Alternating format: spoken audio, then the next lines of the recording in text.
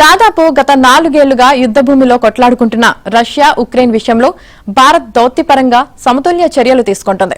ఇందులో భాగంగా రష్యా అధ్యక్షుడు పుతిన్ 2 రోజుల భారత్ పర్యటనకు వచ్చి వెళ్లారు. పుతిన్ శత్రుదేశమైన ఉక్రెయిన్ అధ్యక్షుడు జెలెన్స్కీ కూడా త్వరలో పర్యటించనున్నట్లు తెలుస్తోంది.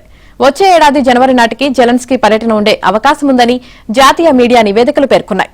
దీనిపై భారత్ ఉక్రెయిన్ అధికారుల మధ్య గత కొన్ని వారాలుగా చర్చలు జరుగుతున్నాయని, పుతిన్ భారత్ పర్యటనకు రాకముందు నుంచే కేంద్ర ప్రభుత్వం జెలెన్స్కీ కార్యాలయంతో సంప్రదింపులు చేస్తుందని అధికార వర్గాలు వెల్లడించాయి.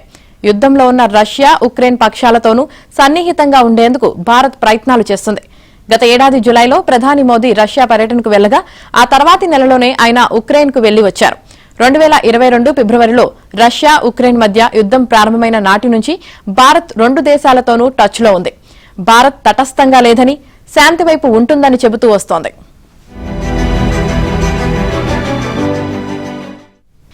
దాదాపు గత 4 ఏళ్లుగా యుద్దభూమిలో కొట్లాడుకుంటున్న రష్యా ఉక్రెయిన్ విషయంలో భారత్ దౌత్యపరంగా సమతుల్య చర్యలు తీసుకుంటోంది.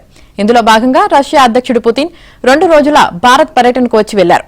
పుతిన్ శత్రుదేశమైన ఉక్రెయిన్ అధ్యక్షుడు జెలెన్స్కీ కూడా త్వరలో పర్యటించనున్నట్లు తెలుస్తోంది. వచ్చే ఏడాది జనవరి నాటికి జెలెన్స్కీ పర్యటన ఉండే అవకాశం ఉందని జాతీయ మీడియా నివేదికలు పేర్కొన్నాయి.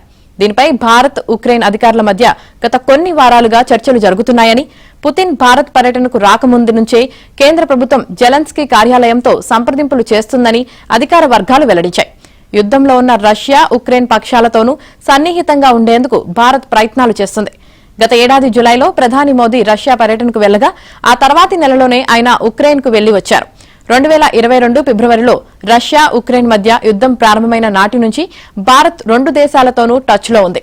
భారత్ తటస్థంగా లేదని, శాంతి వైపు ఉంటుందని చెబుతూ వస్తోంది.